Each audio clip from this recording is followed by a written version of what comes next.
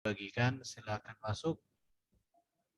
Oke, sebelum kita masuk kepada materi kita berdoa dulu terlebih dahulu yang dipimpin oleh Bapak Stefanus ya toh? Iya. Oke, Iya silakan Pak Stefanus, Pak. Silakan Pak. Pak Erben Oke. suaranya kecil banget. Iya Pak. Oke, kita berdoa. Bapa di dalam surga yang kami sembah di dalam nama Tuhan Yesus Kristus. Kembali kami mengucap syukur Tuhan. Malam hari ini kembali kami berkumpul di dalam ini ya Tuhan. Ini semua karena berkat Tuhan yang boleh kami rasakan, kami menikmati malam hari ini ya Bapa. Dari pagi, siang hingga malam hari ini ya Tuhan. Kami boleh menyembah Tuhan, kami boleh datang kepada Tuhan, bahkan kami boleh memuji nama-Mu ya Bapa. Kami percaya Tuhan, kami memohon kepada Tuhan, memimpin acara pada malam hari ini ya Tuhan. Dari awal, pertengahan hingga selesainya nanti kami serahkan di dalam tangan kuasa-Mu untuk pembelajaran tentang firman-Mu ini ya Tuhan. Kau pimpin setiap pribadi lepas pribadi, terlebih Tuhan hamba-Mu yang akan menyampaikan kebenaran firman-Mu, urapi dengan kuasa Roh Kudus-Mu ya Tuhan, sehingga apa yang disampaikan malam hari ini benar-benar datangnya dari Tuhan, dan kami yang akan mendengarkannya, berikan kami hikmat-Mu ya Tuhan untuk bisa mengerti, bahkan kami bisa belajar untuk melakukannya Bapa. Terima kasih Tuhan, terima kasih alat-alat yang kami gunakan pada malam hari ini ya Tuhan. Apapun itu Tuhan kami serahkan di dalam tangan kuasa-Mu. Jauhkan dari hal-hal yang tidak kami inginkan ya Bapa. Juga memberkati teman-teman kami semua Tuhan, baik yang ada di dalam room maupun yang mungkin belum masuk di dalam room. Kami serahkan di dalam tangan kuasa Allah. Dan kami percaya oleh pimpinan kuasa Roh Kudus-Mu ya Tuhan, boleh kami nikmati malam hari ini. Terima kasih Tuhan, kami serahkan acara ini dari awal pertengahan hingga selesainya. Hanya di dalam nama Tuhan Yesus Kristus kami sudah berdoa dan mengucap syukur. Haleluya. Amin. Amin. Shalom semua yang ada di room. Shalom Pak. Shalom. Kita akan belajar bersama-sama malam hari ini. Topik kita tentang topik yang sangat bagus ya. Yesus Kristus mengembusi roh, dari Yohanes pasal ini ya. Dari Yohanes pasal 20 ayat 19 sampai dengan 23. Saya bacakan dulu ya sebelum kita masuk kepada topik bahasan kita. Dikatakan Yesus menampakkan diri kepada murid-muridnya. Ketika hari sudah mulai malam, pada hari pertama minggu itu, berkumpullah murid-murid di suatu tempat dengan pintu-pintu yang terkunci karena mereka takut kepada orang-orang Yahudi. Pada waktu itu datanglah Yesus dan berdiri di tengah-tengah mereka dan berkata, "Damai sejahtera bagi kamu." Dan sesudah berkata demikian, ia menunjukkan tangannya dan lambungnya kepada mereka.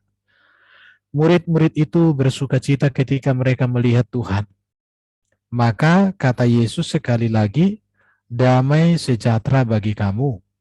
Sama seperti Bapa mengutus aku, demikian juga sekarang aku mengutus kamu." Dan sesudah berkata demikian, ia mengembusi mereka dan berkata, "Terimalah Roh Kudus. Jikalau kamu mengampuni dosa orang, dosanya diampuni. Dan jikalau kamu menyatakan dosa orang tetap ada, dosanya tetap ada." Puji Tuhan, jadi topik yang menjadi bahasan kita malam hari ini, penekanannya ada di dalam ayat 22 dikatakan, dan sesudah berkata demikian, ia mengembusi mereka dan berkata, "Terimalah Roh Kudus." Mari kita melihat data-data ini, kita pelajari bersama-sama. Saya ulangi lagi di dalam ayat 21-23. Maka kata Yesus sekali lagi, damai sejahtera bagi kamu, sama seperti Bapa mengutus aku, demikian juga sekarang aku mengutus kamu. Dan sesudah berkata demikian, ia mengembusi mereka dan berkata, terimalah Roh Kudus.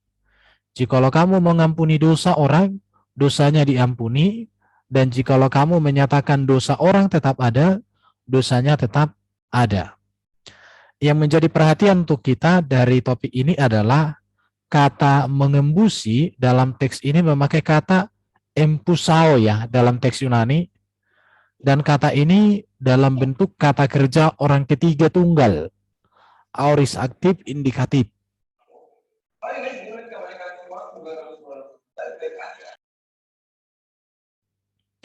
Kalau ada yang bicara nanti yang co-host langsung di-mute ya.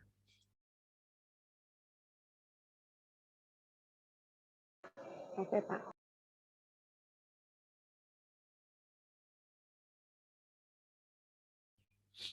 Ya.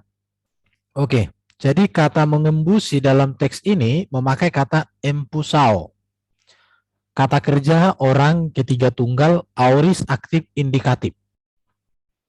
Aorist aktif indikatif ini artinya itu sudah terjadi, sedang terjadi, dan akan terus terjadi.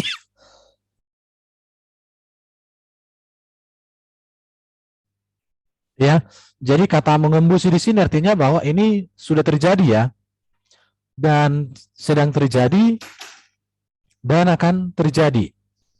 Jadi ini satu kata pekerjaan yang terus-menerus ini.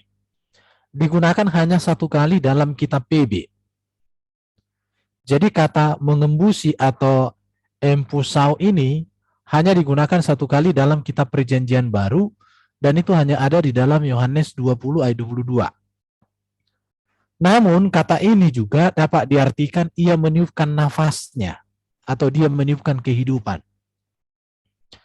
Kata mengembusi di dalam Yohanes 20 ayat 22 ini digunakan juga dalam teks Septuaginta, kitab Perjanjian Lama, berkaitan dengan penciptaan manusia dalam Kejadian pasal 2 ayat 7. Ya, dalam Kejadian 2 ayat 7 itu ketika Allah menghembuskan napas itu ke dalam hidung manusia. Ketika itulah Tuhan Allah membentuk manusia itu dari debu tanah dan menghembuskan napas hidup ke dalam hidungnya. Demikianlah manusia itu menjadi makhluk yang hidup. Jadi kata menghembusi di dalam Yohanes pasal 20 ayat 22 sangat erat kaitannya dengan Kejadian pasal 2 ayat 7. Kejadian 2 ayat 7 berbicara ketika manusia sudah dibentuk dari debu tanah, maka dihembuskan napas hidup. Kalau kita tarik di sini, Bapa di surga ketika menciptakan Adam, diberikan napas hidup, sehingga Adam itu menjadi manusia yang hidup, manusia yang berkenan, manusia yang kudus di hadapan Tuhan. Kalau kaitkan dengan apa yang dilakukan oleh Yesus,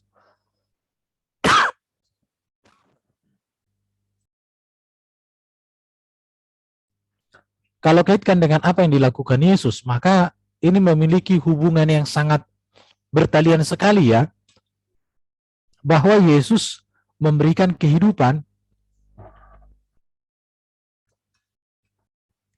Yesus itu memberikan kehidupan. Sama seperti Adam menjadi manusia yang hidup, Allah memberikan kehidupan kepadanya. Demikian juga manusia atau murid-murid atau orang percaya menjadi manusia yang hidup di hadapan Tuhan ketika Yesus yang adalah pemberi hidup yang dinyatakan hadir di dunia ini. Baru ini juga ada kaitan dengan Yeskiel 37 ayat 9. Dikatakan begini, maka firman-Nya kepadaku, bernubuatlah kepada napas hidup itu. Bernubuatlah kepada napas hidup itu. Bernubuatlah hai anak manusia, dan katakanlah kepada napas hidup itu, beginilah firman Tuhan Allah, hai napas hidup, datanglah dari keempat penjuru angin, dan berembuslah ke dalam orang-orang yang terbunuh ini, supaya mereka hidup kembali.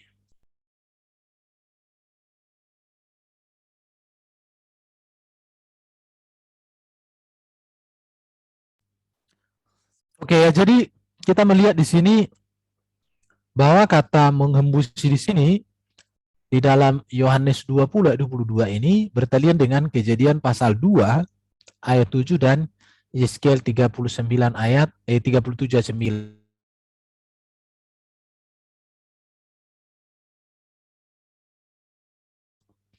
Oke, sekarang kita mari lihat Kejadian pasal 2 ayat 7. Di sini menghembuskan napas hidup. Yang dihembuskan oleh Allah dalam ayat ini bukan Roh Kudus ya. Jadi Kejadian pasal 2 ayat 7 itu yang dihembuskan bukan Roh Kudus, tetapi kehidupan atau prinsip hidup manusia itu sendiri. Jadi kehidupan yang dari Allah lah yang menghidupkan manusia. Jadi kita tahu bahwa Adam itu manusia mengalami kematian. Dan Yesus datang memberikan hidup yang baru, hidup kekal kepada manusia. Jadi napas hidup yang Allah berikan kepada manusia pada peristiwa Adam itu menjadi terbatas di arah mengalami kematian ketika manusia jatuh dalam dosa. Maka Yesus datang menjadi Adam yang terakhir, memulihkan kehidupan yang diberikan. Jadi gini ya, Adam dan Hawa kan diciptakan di Taman Eden itu sebenarnya memiliki hidup kekal. Adam dan Hawa tidak memiliki hidup kekal saat mereka jatuh dalam dosa. Dan Yesus datang ke dunia ini untuk memberikan hidup yang kekal, di mana hidup kekal itu menjadi hilang atau rusak atau tidak selamanya lagi ada pada manusia ketika manusia jatuh dalam dosa. Nanti kan kita lihat Roma pasal 5 dengan 1 Korintus ini, kita akan baca nanti di dalam satu slide. Jadi saya katakan kalau ini kita kaitkan dengan Yesus yang menghembuskan, maka inilah kegenapan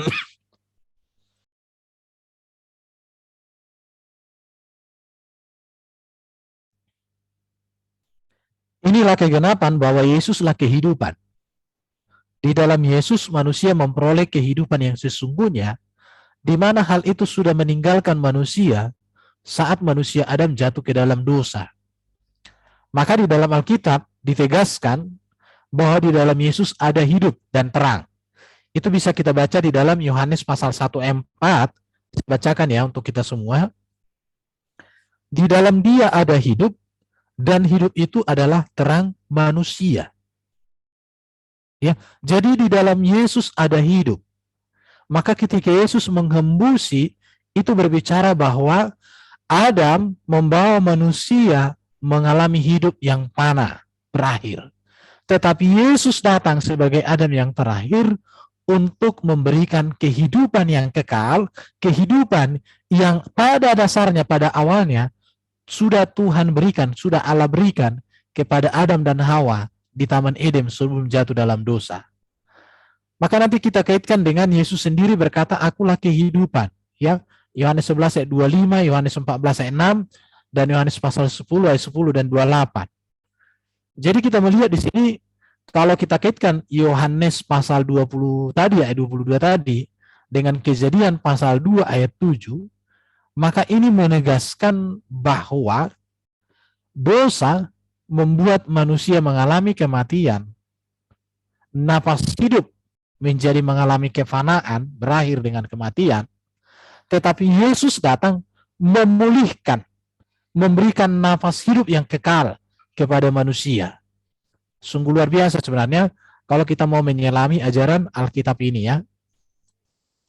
Kita lihat sekarang kepada Roma pasal 5 ayat 14 sampai 21. Saya coba di dalam ayat 15 dulu, langsung aja kepada yang saya udah warnai.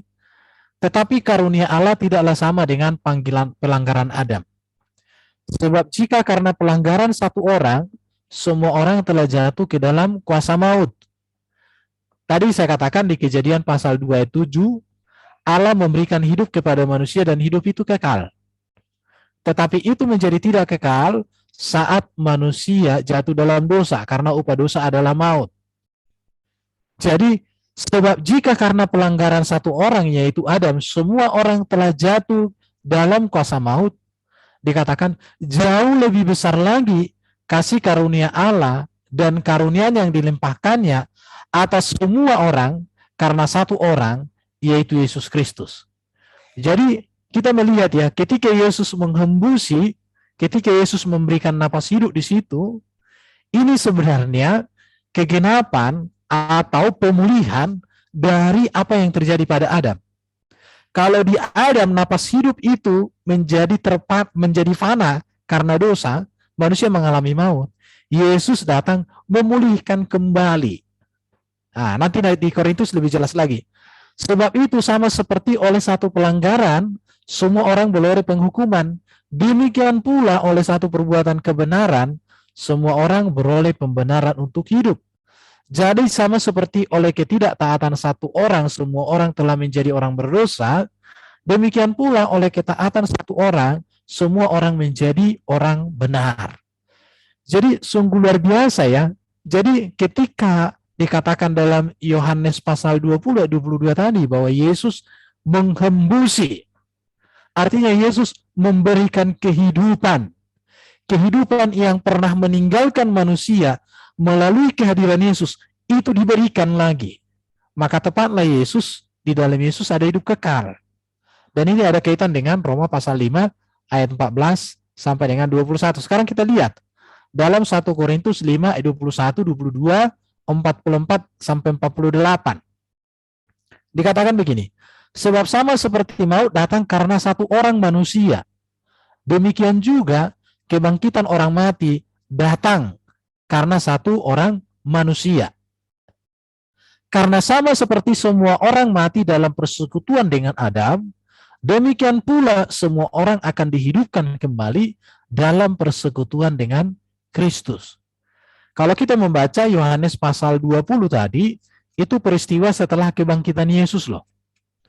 Artinya, Yesus yang hidup kembali itu, itulah membuktikan bahwa dia adalah pemberi hidup bagi manusia. Jadi kehidupan bagi manusia sudah Allah berikan melalui Kristus. Maka dikatakan oleh Yesus, hidup yang kau berikan kepadaku. Di situ ya. Jadi karena sama seperti semua orang mati dalam persekutuan dengan Adam, demikian pula semua orang akan dihidupkan kembali dalam persekutuan dengan Kristus. Yang ditaburkan dalam tubuh alamiah, yang dibangkitkan adalah tubuh rohania. Jika ada tubuh alamiah, maka ada pula tubuh rohania.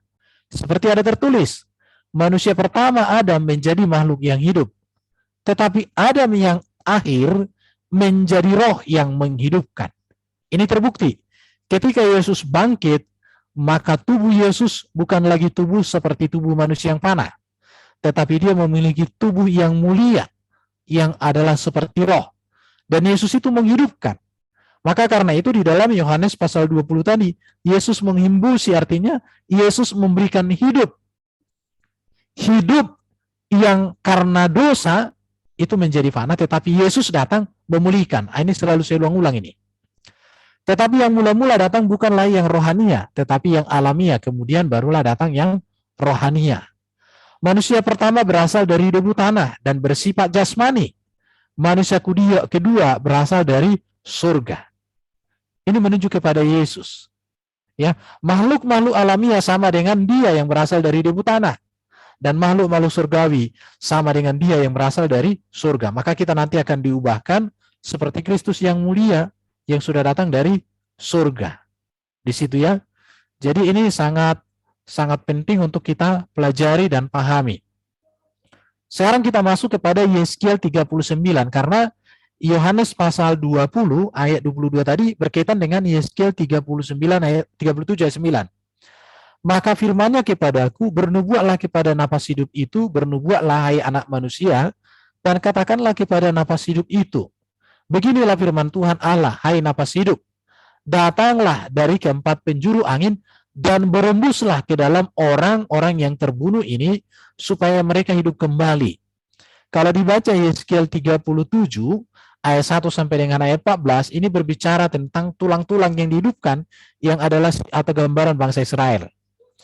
Yang dihembuskan dalam teks ini adalah napas kehidupan kepada tulang-tulang yang berserakan yang adalah gambaran Israel. Baru dikatakan setelah tulang-tulang itu dihidupkan, baru Allah memberikan rohnya sehingga dikatakan hidup kembali. Jadi apa kaitannya dengan Yohanes pasal 20 ayat 22 tadi? Karena ada orang mengatakan yang dihembuskan di situ Roh Kudus. Tetapi setelah coba saya gali, maka tempat yang dihembuskan oleh Yesus itu adalah kehidupan, napas hidup, di mana itu telah hilang atau telah meninggalkan manusia atau mengalami meninggalkan manusia. Ketika manusia itu dosa, maka manusia mengalami kepanaan atau mati. Yesaya 37 ayat 14, Yeskiel 37 ayat 14, aku akan memberikan rohku ke dalammu sehingga kamu hidup kembali, dan aku akan membiarkan kamu tinggal di tanahmu, dan kamu akan mengetahui bahwa aku Tuhan yang mengatakannya dan membuatnya. Demikianlah firman Tuhan. Di dalam ayat 9, Allah memberikan kehidupan kepada tulang-tulang yang mati itu. Tulang-tulang kering dikatakan di situ ya. Tetapi di dalam ayat 14, tulang-tulang yang sudah dihidupkan itu, maka dikatakan diberikan roh. Ini sangat berkaitan dengan peristiwa Yohanes pasal 20 tadi. Nanti bisa kita bahas ya. Akan saya bahas nanti di slide berikutnya. Jadi hembusan Yesus di dalam Yohanes pasal 20 ayat 22 itu memberikan hidup yang baru, di mana manusia sebelumnya sama seperti tulang-tulang yang berserakan. Setelah kehidupan diberikan, barulah kemudian diberikan roh Allah sendiri. Jadi, hembusan Yesus dalam konteks Yohanes 20-22 adalah kehidupan yang kelak akan diberikan kemudian roh kudus untuk mendiami mereka pada peristiwa Pentakosta. Mari kita melihat. Jadi, Yohanes 20 ayat 21-23 ini, dan sesudah berkata demikian, ia menghembusi mereka dan berkata, terimalah Roh Kudus. Yesus di sini menghembusi mereka. Artinya, ini menunjukkan kesejajaran antara napas Allah yang penuh kuasa untuk memberikan kehidupan kepada manusia Adam dalam Kejadian pasal 2 ayat 7.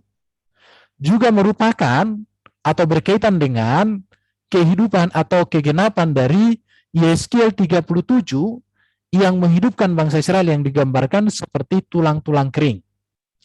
Jadi dari hasil saya mempelajari ini, jadi Yesus bukan menghembuskan Roh Kudus, melainkan menghembuskan napas hidup, kuasa kepada manusia untuk mengerjakan tugas. Maka nanti kalau kita baca Yohanes pasal 20 ayat 19 sampai 23 ini berbicara bahwa para rasul atau para murid akan diutus. Tugas para rasul itu ada di dalam ayat 23, yaitu mereka bersaksi tentang kematian kebangkitan Yesus sebagai dasar atau sebagai syarat satu-satunya bagi pengampunan dosa manusia. Maka dikatakan ayat 23, jikalau kamu mengampuni dosa orang, dosanya diampuni. Dan jikalau kamu menyatakan dosa orang tetap ada, dosanya tetap ada. Artinya di sini bahwa murid-murid diberikan satu tugas untuk bersaksi tentang penebusan pengampunan dosa yang sudah Allah sediakan hanya di dalam Yesus. Kalau murid-murid tidak melakukan tugas pemberitaan tentang kematian kebangkitan Yesus yang menjadi penebus dan pembebas, maka orang-orang tidak akan mengalami keselamatan. Itu yang mau disampaikan di sini.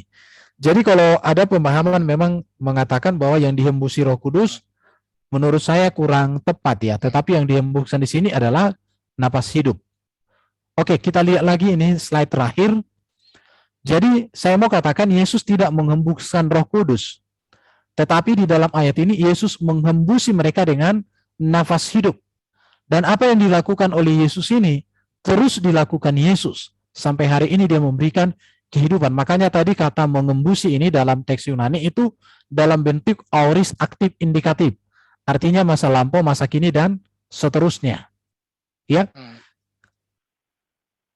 Ada yang bicara, Kak? Oke ya. Jadi kenapa saya katakan bahwa Yesus tidak menghembuskan Roh Kudus dalam ayat ini? Yang pertama, Roh Kudus turun dan dicurahkan setelah Yesus terangkat ke surga. Itu yang pertama. Karena dikatakan bahwa Roh Kudus itu diturunkan atau dicurahkan pada peristiwa Pentakosta sesuai dengan Kisah Rasul pasal 2 ayat 1 sampai 13. Baru yang kedua, Roh Kudus itu bukan keluar dari Yesus, tetapi Roh Kudus itu keluar dari Bapa. Yohanes 15 ayat 26. Roh kebenaran yang keluar dari Bapa.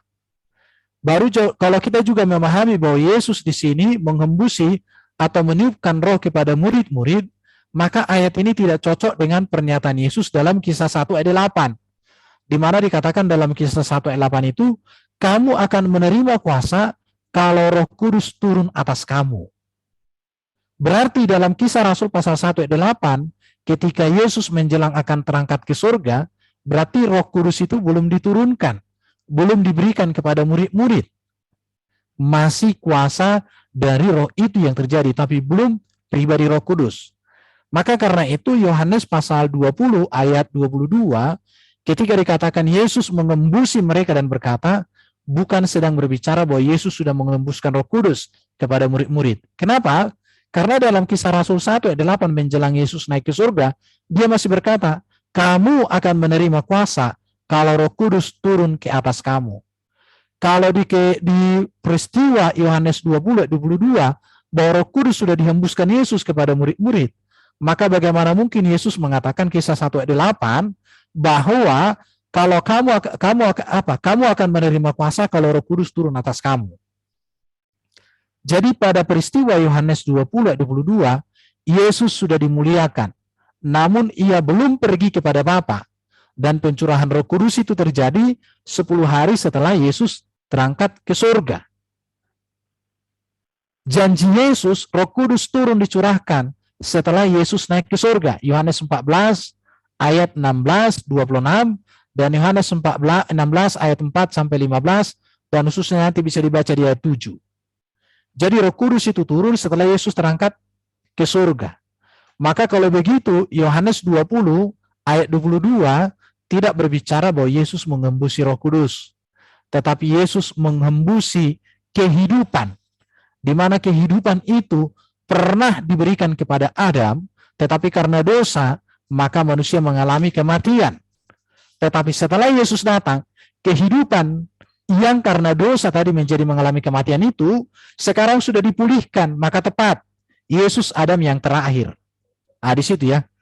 Jadi berdasarkan Yohanes 7, kalau kita bandingkan lagi dengan Yohanes 7 ayat 38-39, orang yang percaya kepada Yesus, dari dalam hatinya akan mengalir aliran air hidup, yaitu kuasa yang baru diterima saat Yesus dimuliakan.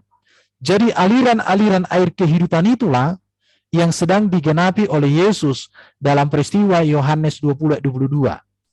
Itu berarti bahwa bukanlah Roh Kudus yang dihembuskan Yesus, tetapi yang dihembuskan adalah prinsip hidup atau kehidupan yang dulu sebelum Adam dan Hawa sudah diberikan hidup kekal itu kepada mereka, tetapi karena dosa, hidup kekal itu diambil oleh Tuhan, sehingga manusia mengalami kematian. Dan sekarang Yesus sudah datang memulihkan, mengembalikan hidup kekal itu kepada manusia, untuk manusia mengalami hidup kekal bersama dengan Tuhan. Jadi materinya malam hari ini, itulah maksud dari Yesus Kristus mengembusi di dalam Yohanes 20 ayat 22 tadi. Oke, saya pikir sampai di sini dulu. Saya akhiri. Kalau ada diskusi mungkin tambahan atau masukan dari teman-teman, silakan. Shalom, Pak. Iya, shalom Bu. Iya, Pak. Ini kan di ayat Yohanes ayat 22 ini dikatakan bahwa ia menghembusi mereka dan berkata, terimalah Roh Kudus. Iya. Itu pada zaman Yesus kan, Pak? Iya. Kalau pada zaman sekarang itu bagaimana, Pak? Kalau zaman sekarang kita mengikuti apa yang terjadi pada peristiwa Pentakosta. Peristiwa Pentakosta kan Roh Kudus dicurahkan kepada semua orang percaya, dan hal itu masih terjadi sampai hari ini. Di situ. Oh, begitu, Pak. Berarti ini hanya berlaku pada zaman Yesus ya, Pak, kepada murid-muridnya ya? Yang dihembuskan di situ bukan Roh Kudus ya? Iya, bukan Roh Kudus, dan ini hanya maksudnya terjadinya pada murid-muridnya aja kan, Pak ya? Setelah kehidupan sekarang enggak seperti itu kan, Pak? Tapi Yesus gini. Tadi kan ada saya buat di dalam, ketika saya coba teks Yunaninya, Ini perlu sekali nih. Ini Hmm. sangat bagus Ibu tanya supaya saya ulangi sedikit. Ya. Nanti ini ya. Ya, Pak. Jadi ketika aku baca ini ya, kata mengembusi itu hanya satu kali dalam kitab Perjanjian Baru. Empusao. Dan itu bentuk kata kerja orang ketiga tunggal, aorist aktif indikatif. Artinya bahwa Yesus sampai hari ini masih terus memberikan napas hidup kepada manusia. Karena ini bentuk aorist aktif indikatif. Aorist itu masa lampau, aktif masa sekarang, indikatif terjadi. Itu artinya, jadi bahwa karya Yesus untuk memberikan kehidupan, menghembus kehidupan kepada manusia, bukan hanya ketika dulu Yesus ada, bukan. Tapi ini berlangsung sampai hari ini. Maka ketika Yesus mengatakan, aku kebangkitan dan hidup, itu bukan masa lalu. Aku kebangkitan dan hidup, itu berbicara sejak kekal sampai kekal, dialah kehidupan. Ini kata kunci di sini. Jadi ketika aku pelajari, kok bentuk aorist aktif indikatif. Rupanya pengertiannya sangat dalam ini nih. Ini Bu. Iya, Pak. Jadi Yesus memberikan kehidupan itu bukan hanya sampai sekarang ini berlangsung ini. Maka dikatakan aorist aktif indikatif. Ada mau diperdalam lagi Bu? Enggak sih. Ya, makasih Pak. Ya, Oke. penjelasannya, iya. Teman-teman masih ada mau menambahkan atau bertanya? Atau pusing, bingung gimana?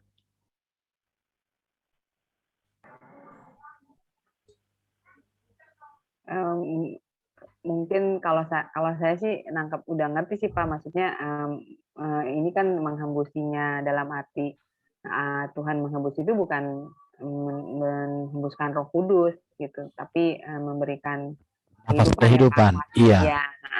Itu sama seperti Adam ketika dibentuk dari debu tanah dihembuskan kehidupan.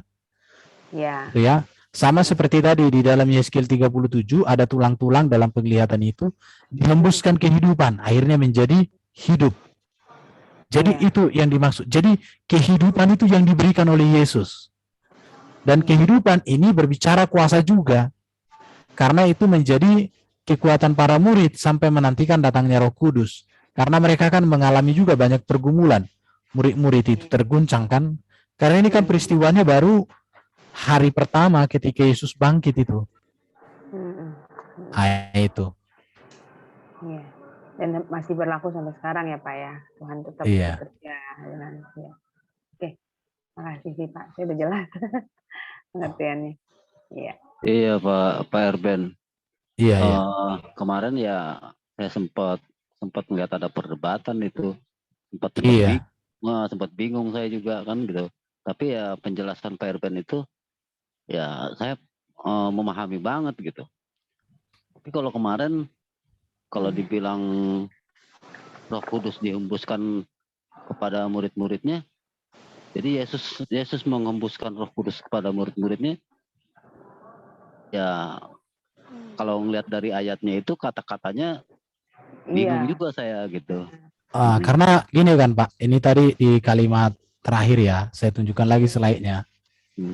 Kalau yang dihembuskan Roh Kudus, ada beberapa kejanggalan yang muncul Pak. Yang mana itu? Kita lihat ini ya. Yesus menghembusi mereka, artinya di sini. Kalau Yesus menghembuskan Roh Kudus di sini, maka ada beberapa kejanggalan. Yang pertama itu, Roh Kudus itu kan turun dan dicurahkan setelah Yesus terangkat ke surga, Pak. Iya. Baru Roh Kudus bukan keluar dari Yesus, melainkan dari Bapa. Itu yang pertama. Iya.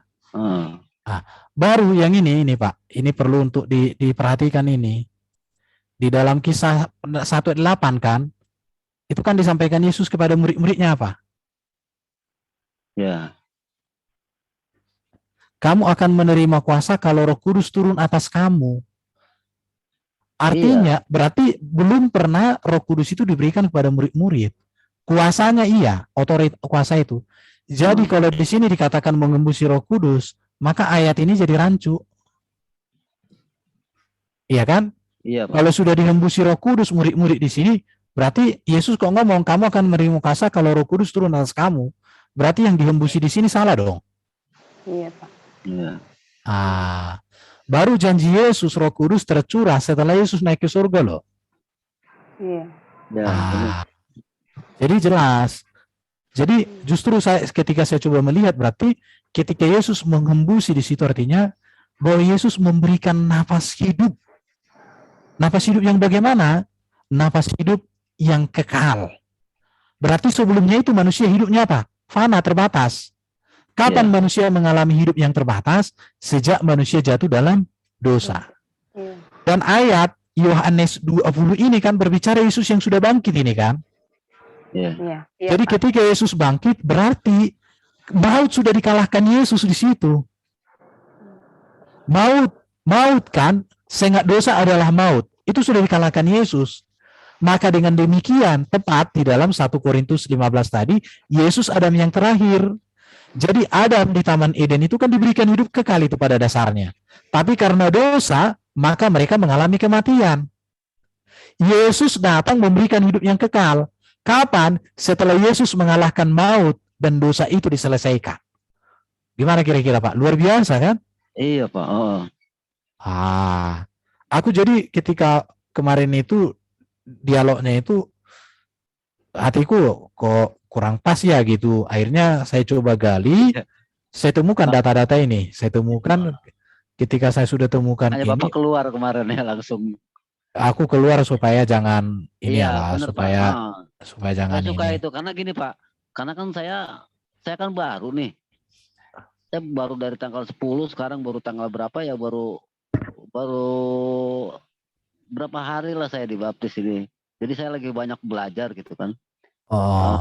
Ngelihat pemahaman kemarin, jadi sampai ada yang menyimpulkan berarti saya juga Yesus dong gitu kan. Itu. Jadi karena tadi karena kemarin ada berbicara Yesus sendiri yang menghembuskan Roh Kudusnya gitu kan. Tapi pemahaman saya yang seorang baru, apa pemahaman saya salah ya? Menurut saya yang namanya Roh Kudus atau Roh Suci itu punya Bapa. Kecuali kalau Tuhan Yesus sudah naik ke atas, barulah dihembuskan gitu. Pemahaman saya seperti itu Pak gitu. Baru ini kalau dikaitkan dengan Yeskiel Pak, sangat tepat. Kenapa? Yeskiel pasal 37 ayat 9, yang pertama kan, tulang-tulang itu dihembuskan dulu kehidupan. Maka tulang-tulang itu menjadi makhluk hidup. Setelah tulang-tulang itu menjadi hidup, maka kemudian di ayat 14, baru diberikan Roh Kudus. Kaitannya dengan apa Yesus? Jadi di dalam Yesus tadi kita lihat ya, di sini pertama Yesus mengembusi, diberikan dulu nafas hidup, baru mereka kemudian menerima Roh Kudus. Kapan? Setelah peristiwa Pentakosta. Di sini. Di mana Pentakosta? Ini nih, Roh Kudus turun ini. Pentakosta dalam Kisah Rasul pasal 2. Ini nih. Itu. Jadi kemarin itu menurut saya aku kok kurang pas ya gitu. Iya. Cuman karena aku nggak gali begitu dalam, akhirnya saya pelajari dari kemarin. Ya saya pikir hari Sabtu ku sampaikan di kelas aja lah, kelas Bibel pikirkan. Oke. Mungkin ada teman-teman yang mau bertanya atau menambahkan, silahkan. Ya, terima kasih Pak Erben. Oke Pak, sama-sama.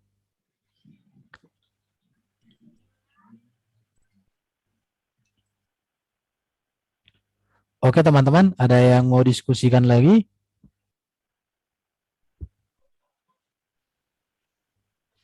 Ibu Eliana Rosa?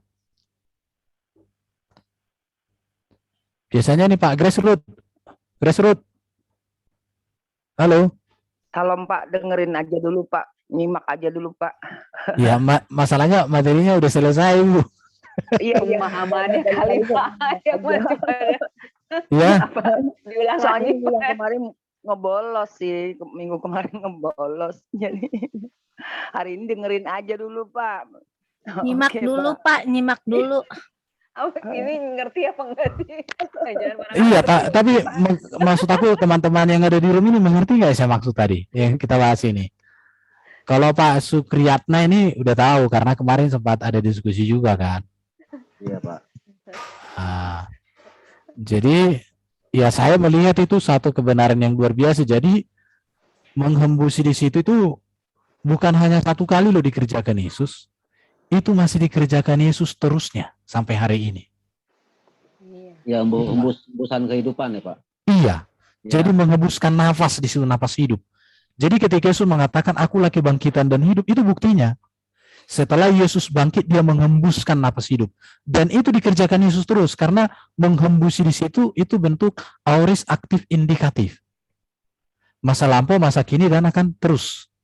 Dan seterusnya. Pak Erben. Yuk. Nanya Pak Erben, gini Pak Erben. Saya tanya gini ya, misalkan ada orang Muslim gitu ya. Contoh nih, umpamanya saya yang dulu nih. Nah, saya yang dulu sebelum terima Yesus, terus saya kan merasa kayak ada roh ya yang di dalam batin saya gitu loh, yang membimbing saya, yang ngajarin. Ya, ketika mungkin saya berbuat nggak baik, tapi dia negur, jangan kamu begini-begini. Padahal waktu itu saya kan masih Muslim kan, cuman saya udah kayak ragu sih, kayaknya sih ajaran saya mau saya tinggalkan nih kayak gitu kan. Nah, di situ dia kayak berkarya gitu. Kira-kira itu Pak Erben bagaimana ya Pak Erben? Atau mungkin saya merasa teman-teman yang lain juga yang sudah terima Tuhan Yesus kan, berasal dari background Muslim begitu. Kayaknya mungkin ada kayak gitu juga ya Pak. Mungkin ada Roh Kudus atau bagaimana Pak yang bersuara di dalam batin kita itu loh Pak. Yang gitu Pak. Oke, terima kasih Pak. Iya, saya Silakan Pak, silakan. Nah, saya ngalamin seperti itu, semacam bisikan gitu, atau semacam penglihatan gitu. Saya nggak ngalamin seperti itu gitu. Memang ada, memang itu ya kalau menurut yang saya pahami ya, itu memang Roh Kudus yang lagi sedang bekerja untuk mengambil kita gitu Bu. Ya betul itu Bu. Jadi gini ya, Roh Kudus itu kan berkarya di dalam. Jadi sebenarnya semua manusia ini kan ada hati nuraninya Bu. Dan roh itu selalu berbicara di dalam hati nurani. Makanya saya mau bilang sama orang, kalau ada kegelisahan dalam hati dan ada dorongan untuk mencintai Yesus atau penasaran tentang Alkitab, penasaran tentang kekristenan, itu kesempatan emas yang Tuhan berikan kepada mereka. Artinya Allah selalu berbicara di dalam hati nurani setiap orang. Amin, amin. Jadi enggak selalu berbicara di telinga, enggak. Saya jujur belum pernah mendengar suara, belum. Tapi kalau di dalam kayak gini ya, kalau kayak batin saya itu kayak nurai saya itu kayak ada kayak ada gitu. Iya, aku mengalami. Sering ya Pak, maksudnya ada suara dari batin ya. Iya, itu saya alami. Tapi kalau ada suara kayak perbalai, Erben, tenanglah, aku begini, enggak, belum. Tapi kalau muncul dalam hati, gitu, oh iya betul. Itu gitu. mah jin Pak, yang kayak gitu. Jin dan Jun, kasih itu Pak, kasih.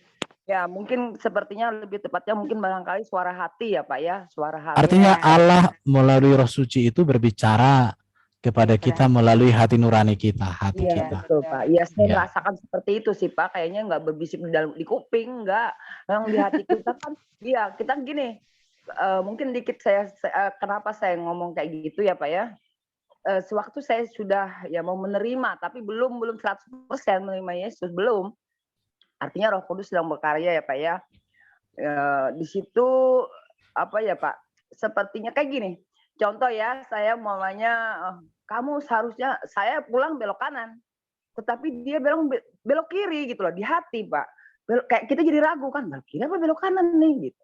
Ketika saya turuti aja yang belok kiri, saya nggak usah lah pulang ke rumah saya dulu. Apa sih maunya ini kan gitu Pak. Taunya Pak, luar biasa Pak. Taunya dia menunjukkan bahwa kayaknya dia tuh kayak kasih petunjuk gitu loh. Ini contoh jujur aja ya Pak ya, dulu nih. Udah nggak punya uang, udah wah telur di ujung tanduk Pak. Kalau nggak terancam kelaparan nih. Ya, akhirnya kan gini Pak, Saya udah mau pulang aja udah gagal, mau pinjam uang ke teman-teman gitu gagal, Pak. Waduh, paran kita nih. Taunya Pak kayak ada di dalam hati, kamu belok kiri. Loh, saya menolak kan, kenapa saya harus belok kiri gitu kan? Tapi saya turutin Pak. Taunya puji Tuhan Pak, memang ada rezeki Pak di situ Pak. Nah di situ saya merasa, wah. Jadi ketika saya dengar teman-teman Kristen dulu ya, Allah itu Roh Kudus katanya, mimpin itu Roh Kudus. Lalu saya pikir, saya merenung, oh benar juga ya. Berarti yang bersuara di hati itu kayak membimbing kita, kayak kita menghibur, kayak segala macam lah, membimbing, menghibur, apalagi kira-kira roh mengurapi ya Pak ya, itu berasal dari tergantung kitanya. Mungkin kalau saya salah ya Pak ya, tolong dikoreksi deh teman-teman. Semua manusia itu ada Pak ya, maksudnya ada yang seperti itu, tetapi kitanya yang mau menerima enggak roh yang baik itu. Kadang kita kebanyakan menerima roh yang apa ya Pak ya, roh yang ya kita ingin mungkin mau marah, mau menghujat. Itu kira-kira apa saya salah, mau dikoreksi dah, terima kasih Pak. Itu aja kok. Iya. Jadi Roh Kudus itu memang berkarya secara unik terhadap setiap orang ya. Dan pengalaman rohani seseorang itu kan tidak bisa menjadi patokan untuk pengalaman orang lain ya. Jangan karena orang lain pernah mendengar Tuhan berbicara dalam suara kepada dia, akhirnya dia bilang, kamu harus mendengar suaranya, kayak aku nggak bisa. Jadi cara Tuhan berkarya kepada seseorang itu secara unik.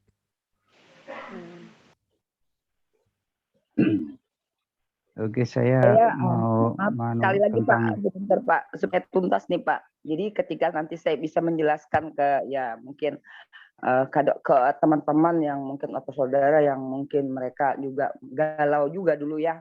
Jadi saya bisa menjelaskan seperti itu ya Pak ya.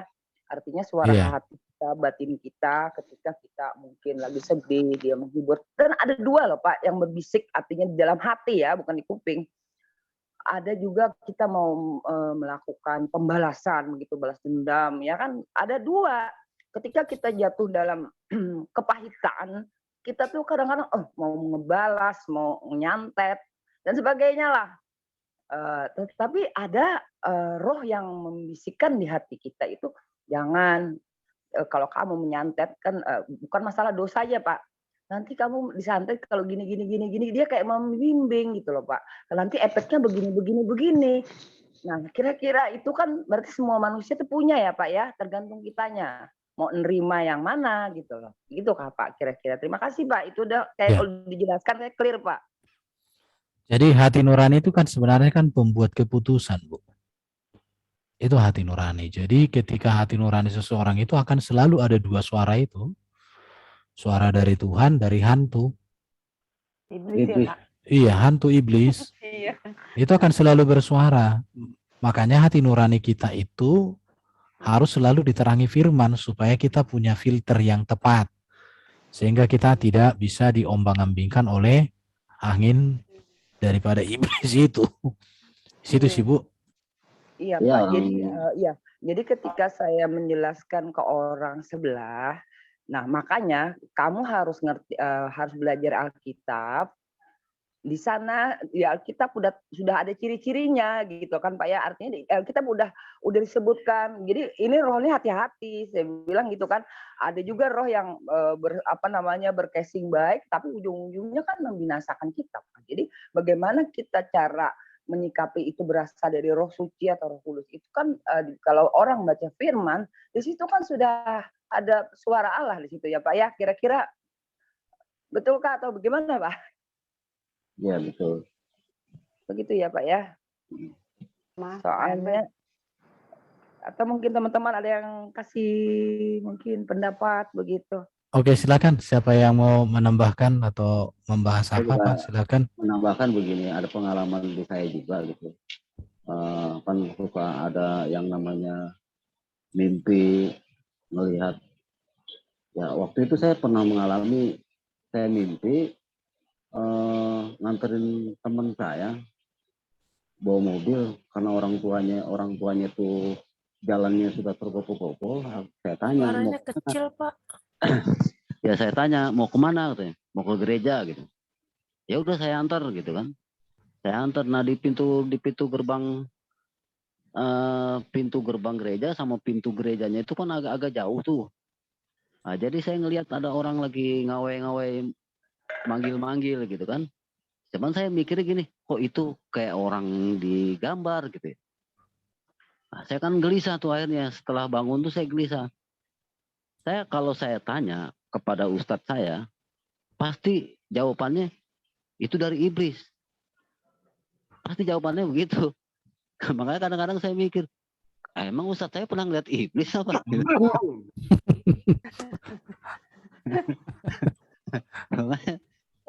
Makanya itu akhirnya ya itu Bu, akhirnya ada ya Roh Kudus ya, Roh Kudus itu bekerja, istilahnya memberi kekuatan sama kita. Kalau itu sebetulnya kita sudah mau dijamah lah sama Tuhan Yesus itu. Karena mungkin kalau perjalanan saya 7 tahun saya baru bisa nerima Bu. Karena mungkin karena ketutup dengan dosa-dosa saya ya, mungkin gitu kan. Kebanyakan jinnya Pak. Jinnya kebanyakan hodamnya itu. Saya dulu tukang main jin Bu. Oh, apa Pak? Tukang main jin. Saya dulu tukang main jin. Jin siapa yang berani sama saya? Nggak ada yang berani Bu. Oh, main bukannya jin, sombong, Pak, ya? maaf. Iya Pak, mungkin kayak jadi makanya saya begitu gitu. Ini kok ini lain gitu kan? Iya. Jadi iya. lain. Saya tahu yang mana jin, yang mana itu saya tahu. Dan saya iya. juga bisa merintah dia juga, saya juga bisa gitu. Cuman kok ini lain ini. Ini kok yang saya lihat kok seperti yang pernah saya lihat di gambar gitu. Ya, saya belum tahu itu Tuhan Yesus gitu. Iya, tapi kalau Pak. saya cerita-cerita sama orang ya pasti orang anggapnya ya itu boleh, itu mah iblis itu mah gitu kan. Tapi akhirnya ya nggak tahu gimana hati saya tuh tergugah kepengen tahu isi Alkitab. Setelah saya pelajarin Alkitab ya luar biasa. Iya, haleluya Pak ya, luar biasa Ya. kan. Artinya apa yang kita alami itu semua sudah tertulis di Alkitab kan. Jadi kita tahu bahwa ini berasal dari Tuhan, ini berasal dari si jahat, gitu aja sih Pak. Iya. Kayaknya dari saya sih kayak gitu, saya menjelaskan ke orang-orang yang masih belum menerima Tuhan. Jadi untuk mengenal si jahat itu sangat gampang Bu. Kenal aja yang benar, maka kita tahu yang salah. Kenallah yang kudus, maka kita tahu yang kudis. Kenallah yang di surga, maka kita kenal yang tak di surga. Kenallah yang lurus, maka kita akan kenal yang tak lurus, ya kan? Betul Pak, betul. Iya. Jadi intinya gini aja Pak Erben ya, kita berkesimpulan sih karena saya pernah coba-coba ya. Kita kan semua teman-teman mungkin di sini kan pastilah kita menemui hal-hal seperti itu, teman-teman kita di sebelah ya. Kita ya kadang-kadang kita untuk menjelaskan itu kita nggak punya rencana, tetapi tiba-tiba itu terjadi, mereka ya kita berkesempatan gitu loh untuk menjelaskan ke mereka. Tetapi kadang-kadang mereka itu macam-macam sih ya Pak ya. Ada yang langsung berontak, melawan, macam-macam. Ada juga yang diem aja. Ada juga, tapi kalau saya melihat orang yang memang benar-benar susah Pak, memang Pak Erben. Memang susah, saya pikir ya. Kayak ada juga yang pura-pura paham, tapi sebenarnya saya lihat kalau dia memang paham kok masih aja kelakuannya, maksudnya nggak berubah-berubah begitu, berarti dia belum bagaimana ya Pak. Jadi iya mungkin penggenapan firman Tuhan tuh memang bukan kita yang memilih dia ya Pak ya, memang Tuhan itu sendirilah yang memilih. Jadi kalau mungkin orang yang dibutakan matanya, kan firman Tuhan ada berbunyi begitu ya Pak, mungkin Pak Erben yang ini tahu ayat berapa itu Pak. Jadi Tuhan itu kan berbicara dengan perumpamaan ya Pak ya. Perumpamaan, jadi hanya orang-orang yang memang sudah ditentukan dia yang bisa mau memahami itu. Tapi ketika orang lain yang mungkin belum atau waktunya dijamah dia, masih muter-muter memang Pak, muter-muter setengah mati. Pada orang itu pintar loh Pak, pintar sebenarnya, pintar, tapi heran juga ya. Nah itulah luar biasanya Tuhan kita Pak. Jadi kepintaran itu enggak sebagai syarat ya Pak ya. Itulah ajaib Tuhan kita. Itu aja sih Pak menurut saya. Oke. Iya. Ada yang mau menambahkan lagi kawan-kawan? Atau mau bikin topik baru boleh? Ini saya kalau bersuara bikin ini nggak keluar topik aja, suara. Pak. Bikin Oh, topik, iya. Pak, buat belajar saya, Pak. Oh, ini kan kalau kita kan Pak Erben, kalau kita kan dikasih roh penolong, penghibur dan banyak lagi, pastinya nggak mungkin disuruh bunuh diri, ya. Jadi Roh Kudus itu roh penolong, penghibur itu sama, Bu. Itu hanya sebutan kepada pribadi yang satu. Iya. Nah, bahkan nanti kalau dibaca di kota Roma itu Roh Kudus itu juga disebut Roh Kristus. Kenapa? Karena ya Roh Kudus mendiami Kristus juga. Nah, Iya. itu karena kan itulah Tritunggal itu. Perikoresis. Jadi Bapa, Firman dan Roh itu saling mendiami. Iya. Oke, itu Tiga pribadi yang berbeda tetapi satu hakikat ya Pak ya. iya. Iya, jadi kita jangan salah penjelasan nanti kacau. Iya Pak, itu saja kayaknya sih. Pak, Iya maaf, Pak. Iya ya. Nanya lagi satu. Kan Roh Kudus itu diberikan kepada orang yang percaya kan, yang menerima Yesus ya Pak. Iya. Jadi kan dia itu yang selalu menolong kita orang-orang percaya dalam menjalani hidup kita ya. Dia akan selalu yang mengingatkan kita jika kita salah jalannya atau perbuatannya. Juga dia menguatkan kita, menghibur kita. Nah, yang menjadi pertanyaan saya, Pak, orang-orang yang belum menerima Yesus itu kan belum menerima Roh Kudus. Pak Erben tadi bilang kan bahwa Roh Kudus itu berbicara melalui hati nurani kita ya, Pak. Ya kan? Tapi ada juga iblis juga berbicara melalui hati nurani kita. Ketika kita misalnya ada di satu harus mengambil satu sikap atau perbuatan gitu. Nah, pasti kan di situ ada dua suara di dalam hati nurani kita. Yang satu dari Roh Kudus, satu dari iblis. Nah, bagaimana dengan orang yang belum ada Roh Kudus dalam hati? Cuma ada satu sumber suara ya, Pak, di dalam hati nurani dia apa gimana? Iya. Jadi gini, Roh Kudus itu bagi orang percaya, dia tinggal di dalam diri kita. Dia mendiami kita. Bahkan dikatakan kan di dalam Yohanes 14 dan 16 itu kan, Roh itu akan tinggal bersama kamu untuk selama-lamanya. Tapi bagi orang lain, Roh itu berbicara dari luar kepada orang itu dalam hati nuraninya. Itu bedanya. Kalau Roh Kudus itu kan udah nyatu dengan kita. Tapi bagi mereka di luar. Nah, dulu kalau saya pernah ngajar anak-anak dulu itu ada namanya hati manusia loh. Kalau hatinya ada Roh Kudus, maka di luar itu ada binatang, gambar-gambarnya itu. Kalau pernah orang belajar tentang hati manusia itu judulnya. Pak bagus itu pasti ada itu. Biasanya gereja-gereja metodis itu banyak itu. Nah itu jadi ya kalau mereka nggak punya Yesus ya nggak mungkin. Karena kan gini, tidak mungkin orang mengaku Yesus adalah Tuhan dan Juru Selamat kalau bukan karena Roh Kudus. Itu jelas kok dikatakan di surat Paulus, surat Roma itu. Itu aja Bu. Tapi tetap ini ya Pak, apa namanya, setiap manusia itu pasti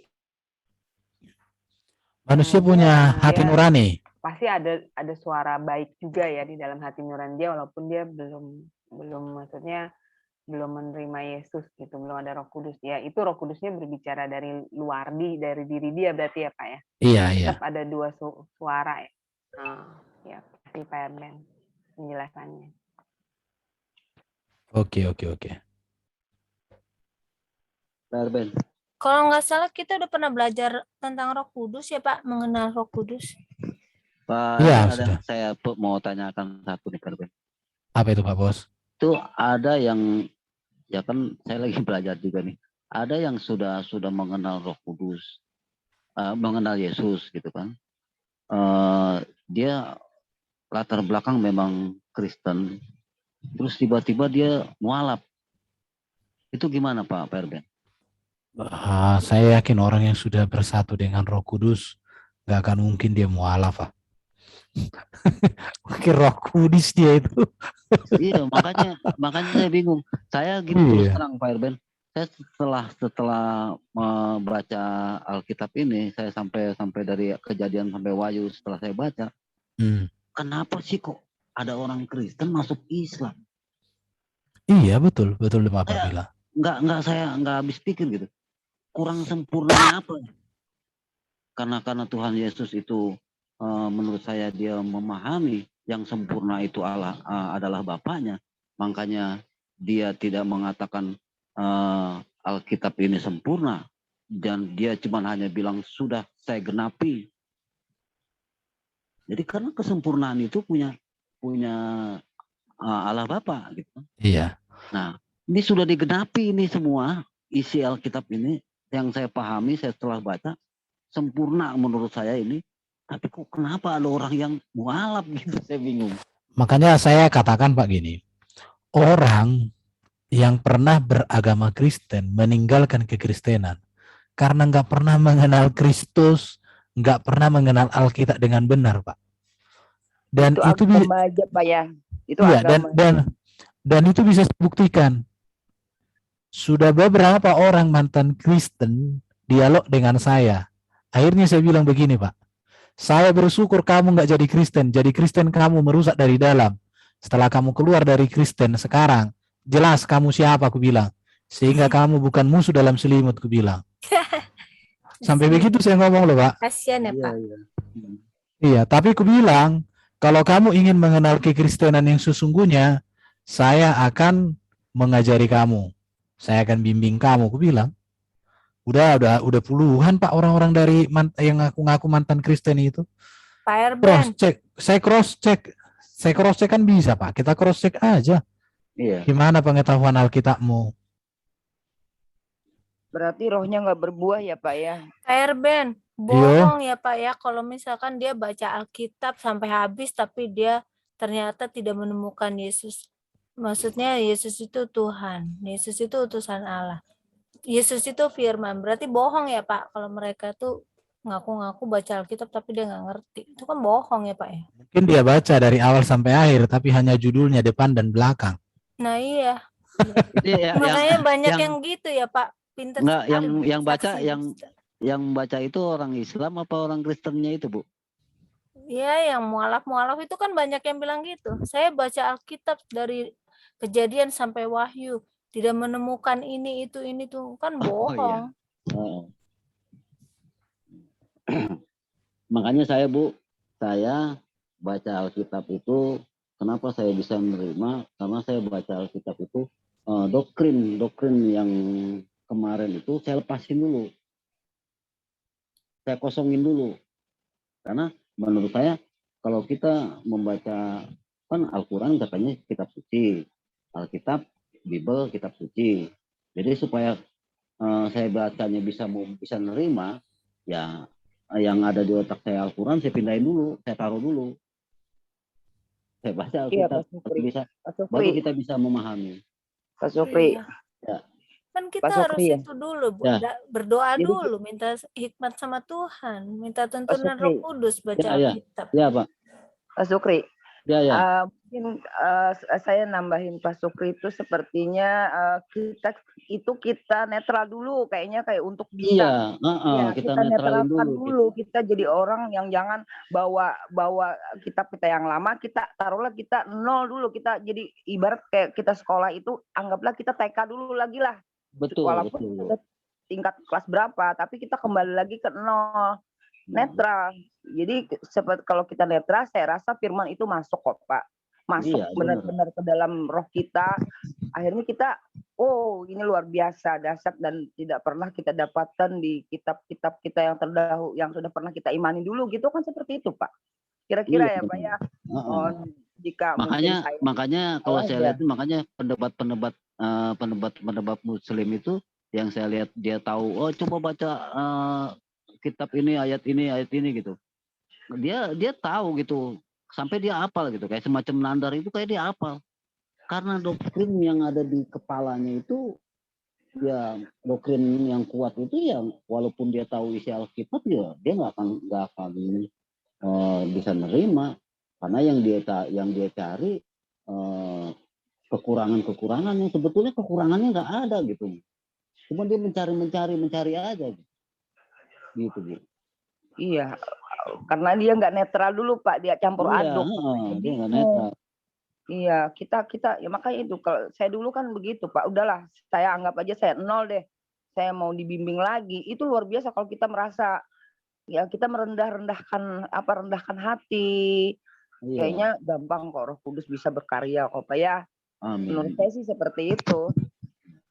Kalau kita ada roh sombong, nah itu jadinya kita jadi mencari pembenaran gitu ya. Akhirnya kita sendiri yang jadi kacau Pak.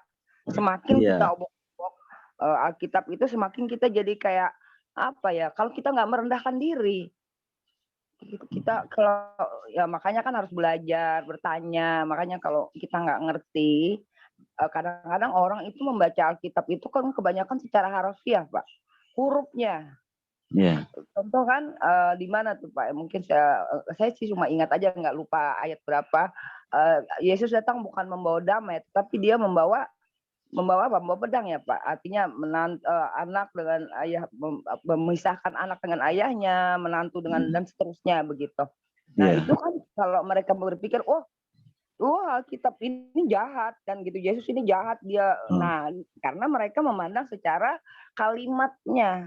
Iya, Karena dia memandang pedangnya rohani, itu. iya, mendengar pedangnya, mendengar damainya, tidak membawa damai. Nah itu makanya, karena menurut saya sih Pak, kalau mereka itu, nah itulah ada roh kuasa kegelapan itu yang menutupi selaput. Sepertinya kita kembali ke selaput lagi ya.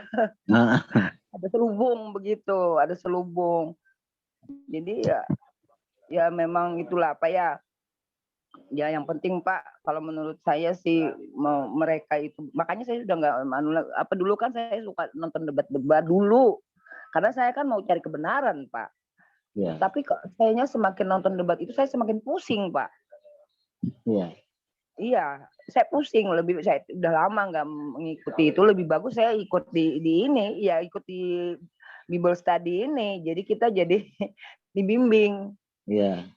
Nggak memahami secara otak kita sendiri. Kan mereka itu kan mungkin memahami secara otak mereka Pak. Secara akal otaknya, daya tampung otaknya aja dengan logikanya sendiri. Lalu mereka suka menyalah-nyalahkan begitu. Oh, Jadi kalau aku Bu mengatakan mereka para polemikus itu tidak memahami dengan otak. apa ya Pak? Mereka membeo. Iya Bang, kali mereka Iya. Kita merasa punya data ya Pak ya. Iya, ingin karena kan gini, cara belajarnya kita Kristen dengan saudara kita itu beda. Bagi Iya. kita kan Alkitab ini kan kitab yang sangat terbuka terhadap kritik loh. Betul Pak. Iya. Bahkan sampai hari ini, semua para polemikus ketika mengkritik Alkitab, mereka mengkritik Alkitab memakai tulisan-tulisan Kristen yang mengkritik Alkitab atau orang-orang liberal. Bisa dibuktikan itu semua. Jadi kalau ada orang pernah masuk sekolah teologi ya, suka dengan ibaratnya kritik teks, apa yang disampaikan oleh para polemikus itu udah makanan sehari-hari di kampus itu.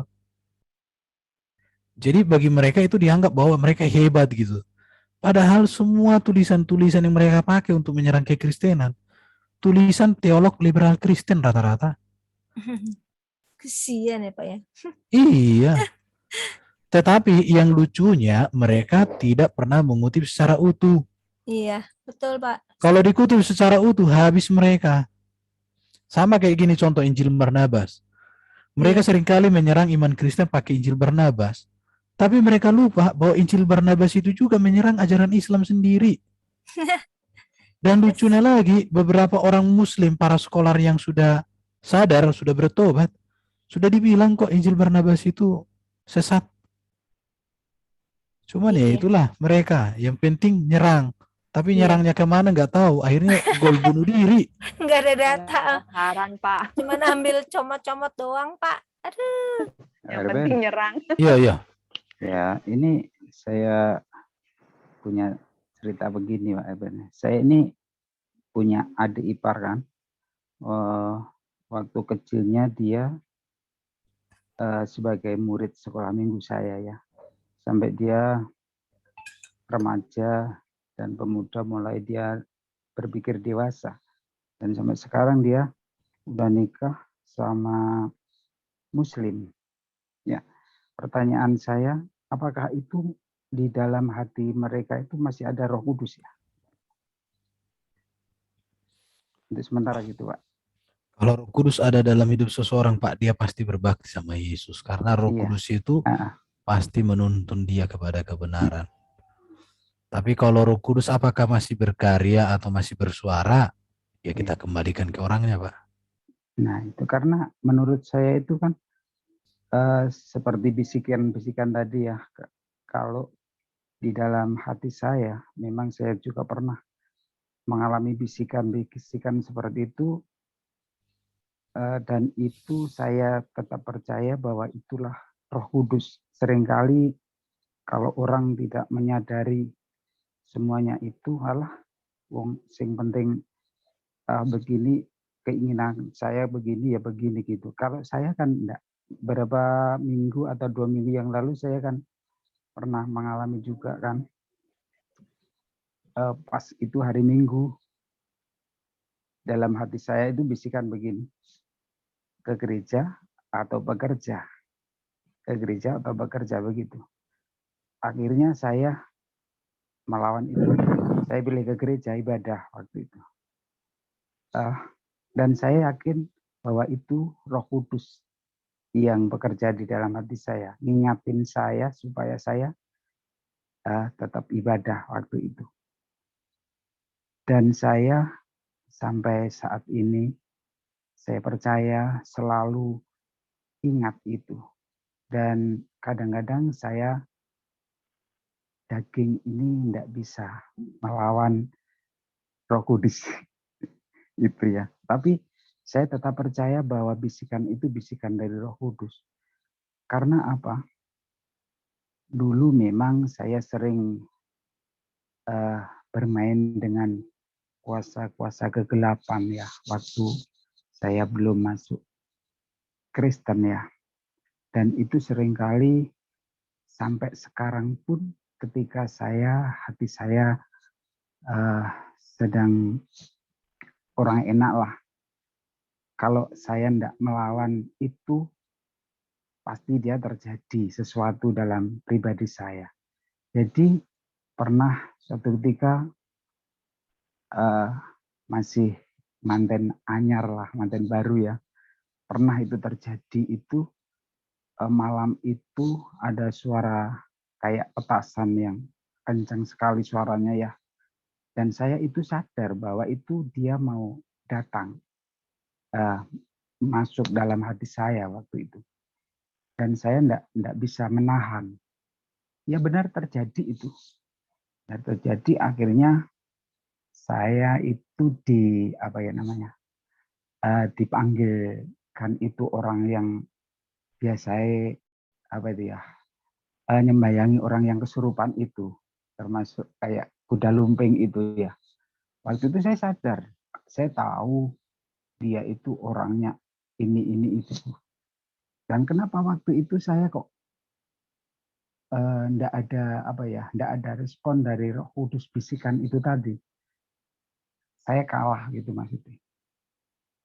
Nah, sampai sekarang ini kalau ada bisikan-bisikan seperti itu, saya harus melawan. Maksudnya bisikan-bisikan sesuatu yang tidak baik atau yang baik itu. Satu contoh lagi ini. Hari ini sehari ya, dari pagi, siang sampai sore, hati saya pokoknya nggak enak sekali. Nggak tahu itu masalah apa ya. Jadi pikirannya saya pergi atau menyembah Tuhan atau datang kepada Tuhan, pergi atau datang kepada Tuhan. Akhirnya saya datang kepada Tuhan siang. Saya berlutut di kaki Tuhan. Saya harus menang melawan sesuatu yang akan membawa saya boleh katakan kehancuran itu. Akhirnya di situ ada damai sejahtera. Dan saya ingat ayat firman Tuhan pas hari kebangkitan Tuhan Yesus itu. Dan saya percaya Tuhan akan menguatkan lalu Roh Kudusnya yang ada di dalam hati saya. Apakah kira-kira seperti itu benar-benar dari Roh Kudus ya Pak ya? Jadi Kalau kemenangan kalau saya, kalau kalau dari Roh Kudus itu udah pasti Pak, satu kan Iya, dia iya. tertib, membawa kita kepada kebenaran, kekudusan, membawa kita semakin cinta Tuhan, semakin cinta Alkitab, semakin cinta sesama, itu pasti. Iya, Karena Roh Kudus itu kan pasti menghasilkan buah-buah roh itu loh. Kasih, sukacita, kasih sukacita. kebaikan, kesabaran, terakhir penguasaan diri. Itu pasti Pak, itu. Jadi itulah karya Roh Kudus di dalam hidup seseorang. Kalau orang katakan masih udah dipenuhi Roh Kudus tapi kerjanya maki-maki, mencuri, itu bukan Roh Kudus itu. Iya, iya. Karena Karena Roh saya Kudus itu percaya itu, buahnya Pak, bagus. Iya. di dalam Yohanes. 14 itu Pak, 14 sama 16. Iya. Oke, mungkin masih ada teman-teman yang mau menyampaikan sepatah kata, dua patah sebelum dipatahkan. Nggak ada, Pak. Sudah jelas. Cukup, Pak. Iya. Sudah Oke, jelas. ada ini Pak Ajak sini. Apa yang mau disampaikan Pak Ajak? Materinya udah selesai tadi. Apa mau buka topik baru? Datanglah saudara-saudara Muslim yang ada di live chat itu, naik ke atas lah. Ya malam Pak Bang Erben dan Iya. teman-teman semua, Tuhan Yesus memberkati. Ini sih apa ini? Ada nih Nugraha di live chat. Kelihatannya cerdas ini si Nugraha ini. Naik dulu ke atas. Iya. Daripada jarimu Suruh itu. naik, Pak. Jangan Iya. jangan ketak-ketik aja, Pak. Nugraha, Ken Arok, kau naiklah. Ini tadi Iya. apa Bang Erben? Enggak jelas, putus-putus. Putus-putus suaranya enggak jelas. Putus suaranya, Pak. Putus-putus. Bahasa apa tadi Bang Erben? Ya itu Tes 1, judulnya. 2, 3, 3, 2, 1 gimana sekarang? Udah bagus. Bahasnya topiknya tadi itu tentang Yesus menghembusi murid-murid. Apa yang dihembuskan itu? Ya Itu Roh Kudus. udah dibahas tadi, bukan Roh Kudus yang dihembuskan oleh Yesus. Napas kehidupan. Iya. Ya kalau Roh Kudus kan nggak mungkin karena Yesus masih ngomong, kalau Roh Kudus turun ke atasmu, kamu akan memiliki kuasa dan kamu menjadi saksiku. Padahal itu menjelang Yesus naik ke langit, ke surga. Jadi kalau Roh Kudus yang dihembuskan itu nggak mungkin Yesus ngomong itu lagi, Pak. Iya. Itu jadi napas hidup, tapi dikaitkan dengan peristiwa Adam di Taman Eden. Jadi Adam itu kan diberikan hidup kekal, tapi karena dosa mereka kehilangan hidup kekal itu. Dan Yesus mengembuskan hidup kekal itu kembali kepada manusia. Dan bentuknya di situ mengembus itu aorist aktif indikatif, artinya itu terus-menerus sampai sekarang dikerjakan oleh Yesus. Jadi itu masa lalu, masa kini, dan masa akan datang. Itu maksudnya Pak. Iya Jadi, Bang, makanya kita kan dipenuhi oleh Roh Kudus gitu. Apapun yang kita lakukan tentu dibimbing oleh Roh Kudus apabila kita berjalan ke jalan yang benar. Tapi kalau kita jatuh dalam kejahatan, ya tentu Roh Kudus tidak mungkin ada gitu. Seperti itu. Karena kita dikuasai oleh roh iblis. Gitu. Karena mungkin ya keinginan kita, keinginan daging gitu. Tidak berjalan di dalam jalan yang benar. Tapi bagi kita umat Kristen ya tentu selalu dibimbing oleh Roh Kudus. Begitu Bang Erben. Itu sih saja dari saya. oke, Sep. Terima kasih untuk tambah masukannya. Siapa lagi yang mau menyampaikan sesuatu? Ini sayangnya kalau saya bicara di YouTube nggak ada suara ini, Pak Herben. Ya udah bicara aja lah nanti.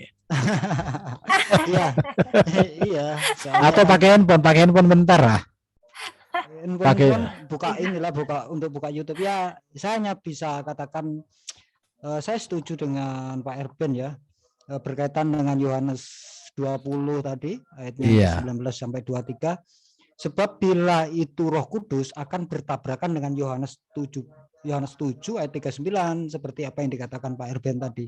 Cuman ada satu pertanyaan ini Pak Erben. Kalau kita melihat di dalam ini Pak Erben yang mengatakan bahwa aku akan memberikan kuasa kepadamu bila Roh Kudus turun atasmu. Iya. Pergilah, kan seperti itu.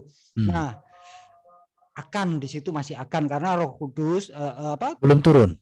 Iya, Tuhan penolong belum turun karena Yesus sendiri belum naik, kan seperti itu. Iya. Nah, pertanyaan saya gini, Ben.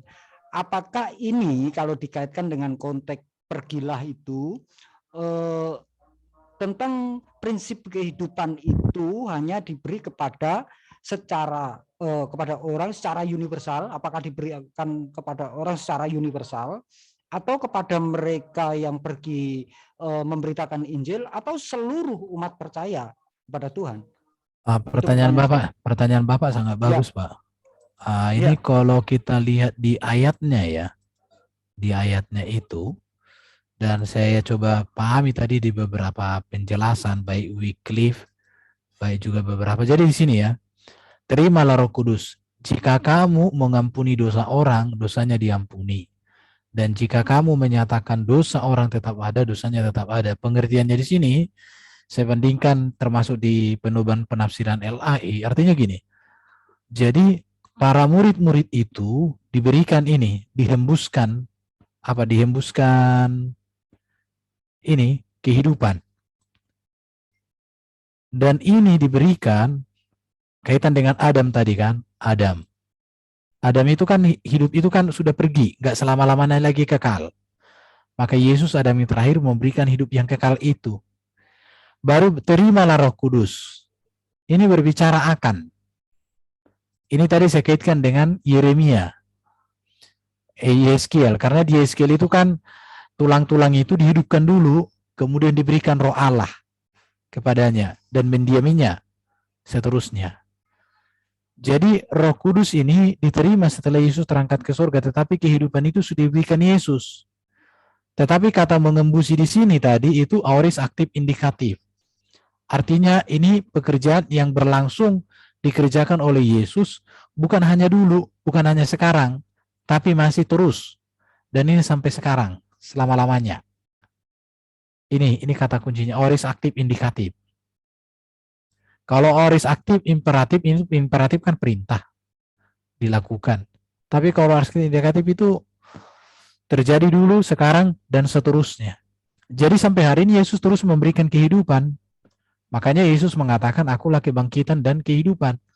Tetapi kepada siapakah kehidupan ini diberikan? Ya diberikan kepada orang yang percaya, Pak. Kepada orang yang percaya, kepada siapa? Orang yang sudah mendapatkan pengampunan dosa di dalam Yesus. Karena terimalah Roh Kudus, jika kamu mengampuni dosa orang, dosanya diampuni. Dan jika kamu menyatakan dosa, orang tetap ada, dosanya tetap ada. Artinya, kalau orang memberitakan Yesus yang sudah mati dan bangkit, dan mereka percaya, maka orang itu dosanya diampuni. Itu maksudnya di sini. Tetapi kalau kita tidak memberitakan Yesus yang mati dan bangkit kepada orang lain, maka orang itu tidak akan mengenapi pengampunan dosa. Jadi siapakah yang diberikan hidup yang kekal, dihembusi hidup itu? Semua orang percaya dikerjakan Yesus. Dan sampai hari ini terus dikerjakan. Tujuannya apa? Supaya kita memberitakan Yesus yang mati, bangkit, dan naik ke surga.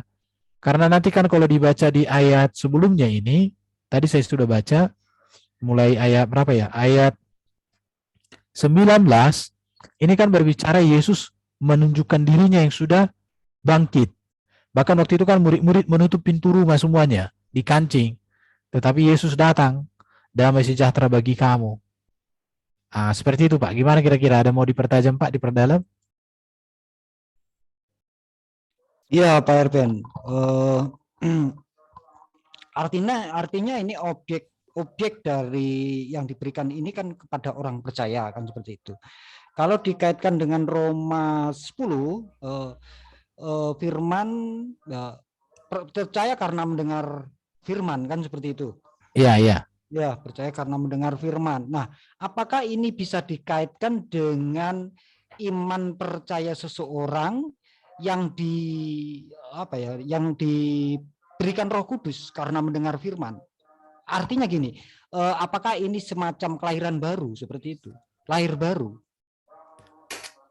Kalau lahir baru itu kan perjumpaan pertama sekali dengan Tuhan dan menerima Tuhan Yesus menjadi Tuhan dalam dirinya, udah pasti itu tentu karya Roh Kudus. Itu namanya lahir baru.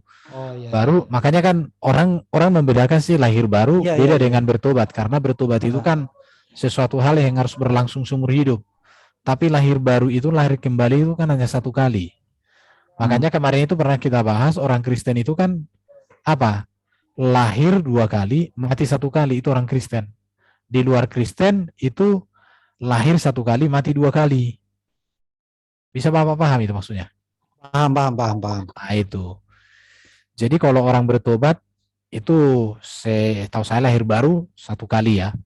Ketika dia memberikan hidupnya, menjadikan Yesus sebagai Tuhan dan Juru Selamat, kan dia mengaku kan, nanti kan ada orang ketika ada 2 biasanya untuk menuntun orang percaya kepada Yesus itu. Aku percaya padamu ya Tuhan, Engkaulah Tuhan dan Juru Selamatku, dan seterusnya kan. Itu aja Pak. Siap Pak Arben. Oke, kalau Lanjut. tidak ada lagi mungkin kita akhiri lah ya. Kita akhiri kelas kita malam hari ini. Kalau ada yang mau buka topik baru nanti dilanjut aja nggak apa-apa. Silakan, siapa yang mau berdoa? Ibu Aling bisa berdoa, Ibu Aling? Iya, boleh Pak. Ya, mari kita berdoa. Bapak, terima kasih untuk kesempatan malam ini. Luar biasa Bapak, ya, karena kami semua sungguh-sungguh benar-benar mendapatkan pemahaman tentang kebenaran firman-Mu. Dan biar kiranya firman-Mu ini yang telah Engkau sampaikan melalui narasumber kami, Pak Arben, bisa menjadi rema dalam diri kami dan membantu kami untuk menjadi orang-orang yang sesuai dengan yang Kau kehendaki Tuhan. Terima kasih Tuhan. Karakter-karakter kami dan mampukan kami Tuhan untuk firman yang Kau taburkan di dalam hati kami ini menjadikan hati kami ini tanah yang subur, yang ketika firman-Mu Kau tabur tidak menjadi sia-sia, tetapi dia akan terus bertumbuh, berkembang, dan menghasilkan buah-buah roh yang Kau kehendaki Tuhan. Dan mampukan juga kami untuk menjadi pelaku-pelaku firman-Mu. Dan terima kasih Tuhan untuk Pak Arben yang Kau pakai secara luar biasa Tuhan dalam menyampaikan kebenaran firman-Mu. Berkatilah pelayannya Tuhan lebih dan lebih lagi, sehingga Pak Arben bisa menjadi berkat bagi banyak jiwa-jiwa, dan juga sehingga banyak jiwa-jiwa yang diselamatkan dan yang kembali kepada jalan-Mu ya Tuhan. Dan sebentar lagi kami akan beristirahat malam ini.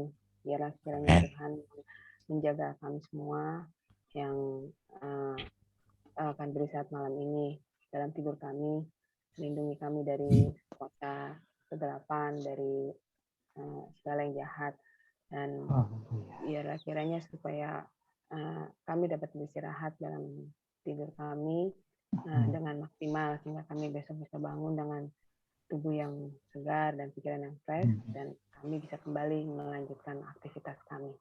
Terima kasih Tuhan untuk semua yang sudah Tuhan berikan kepada kami sepanjang hidup kami.